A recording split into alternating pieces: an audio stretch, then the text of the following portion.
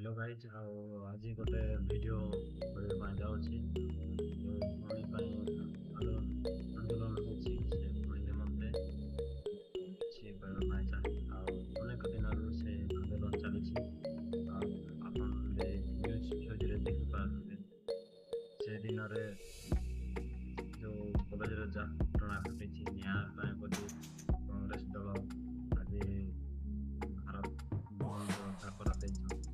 ଆଜି ସବୁ ବନ୍ଦ ଅଛି ଆଉ ଜାଣିପାରୁଥିବେ ଆମ ଯେଉଁ ଏଇ ସରକାର ଆସିବା ଦିନରୁ ଆମେ ସମସ୍ତେ ଆମ ପବ୍ଲିକ ମାନେ ସମସ୍ତେ ପୁରା ନଖରେ ଲାଭରେ ଲାଗୁଛି।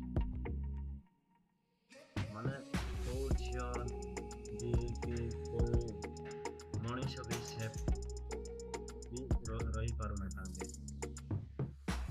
ଦେଖିପାରୁଥିବେ ଏଇ ବର୍ଷ ଗୋଟେ ବର୍ଷ ହିଁ ଅନେକ ହେଲା ମାନେ ଗୋଟେ ହେଲେ ଗୋଟେ ପୁରା ଅନେକ ଦିନରୁ ସେମିତି ଘଟିକି ଆସୁଛି।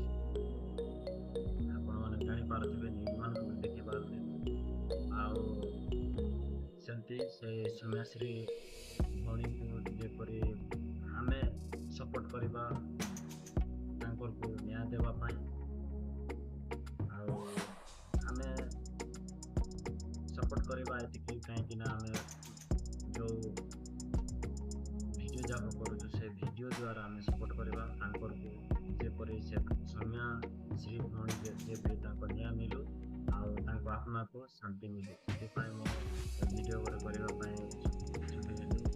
ଆଉ ଆମର ବି ଗୋଟେ ଭଉଣୀ ଅଛି, ଆମର ବି ପରିବାର ଅଛନ୍ତି, ଆମେ ବି ଭାବିବାକୁ ପଡ଼ିବ। ସେଥିପାଇଁ ଆମେ ସେ ଭଉଣୀ ନିମନ୍ତେ ବି ଆମେ ସମସ୍ତେ ଛିଡ଼ା ହେବା ଦରକାର। କ'ଣ ପାଇଁ ଆମର ବି ଟାଇମ୍ ଅଛି, ସେଇଟା ବି ଆମେ ଦେବାର ଅଛି। ସବୁବେଳେ ନାହିଁ ତାଙ୍କର ଟାଇମ୍ ସେମିତି ହେଲା ବୋଲି ଆମେ ତାଙ୍କର ଛାଡ଼ିଦେଲେ ବି ହେବ ନାହିଁ। ସେଥିପାଇଁ ଆମେ